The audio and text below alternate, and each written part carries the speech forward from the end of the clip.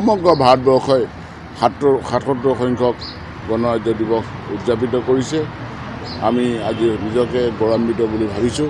আজি ভাৰতবৰ্ষে সম্পূৰ্ণ স্বাধীনতা লাভ কৰাৰ আজি ৭৭ সংখ্যক গণৰাজ্য দিৱসত ভৰি দিছেই।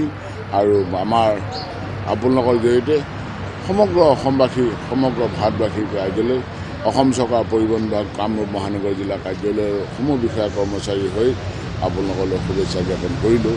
আৰু লগতে আগন্তুক দিনবিলাকত আমি সকলো একত্ৰিত ৰূপত আমাৰ যিটো চৰকাৰ ৰাজহৰ লগতে পথত ৰাইজক সুৰক্ষা প্ৰদান কৰাৰ কাৰণে আজি আমি একত্ৰিত ৰূপত আমি প্ৰতিশ্ৰুতিবদ্ধ হৈছোঁ।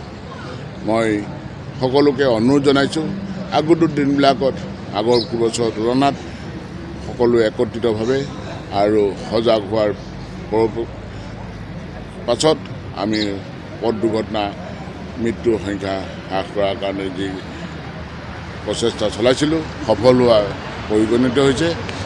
আৰু আগন্তুক দিনবিলাকতো আপোনালোকৰ জৰিয়তে সমগ্ৰ ৰাইজক পথত প্ৰত্যেকজন ব্যক্তি পথাচাৰী হওক, যান বাহন ব্যৱহাৰকাৰী হওক, সকলোৱে জানে পথ সুৰক্ষা নীতি নিয়মখিনি আওৰাই আকৌ সকলো সময়তে নিজকে পথত সুৰক্ষিতভাৱে যান বাহন চলাচল কৰি অসমখনক যি মাননীয় মুখ্যমন্ত্ৰী ডক্টৰ হিমন্ত বিশ্ব শৰ্মা মহোদয়ৰ যি দুৰ্ঘটনামুক্ত অসম গঢ়াৰ সপোন বাস্তৱত আমি সকলোৱে মিলিত প্ৰচেষ্টাৰে ৰূপায়িত কৰি নিজক সুৰক্ষিত আৰু ৰাইজক সুৰক্ষিত কৰি পথত যাতে সকলো সময়তে আমি অহা যোৱা কৰি থাকিব পাৰোঁ, তাৰ কাৰণে আমি চেষ্টা চলাম বুলি আজি প্ৰতিশ্ৰুতিবদ্ধ হ'লোঁ।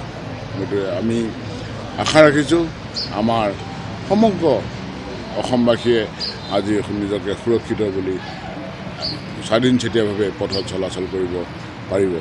ধন্যবাদ।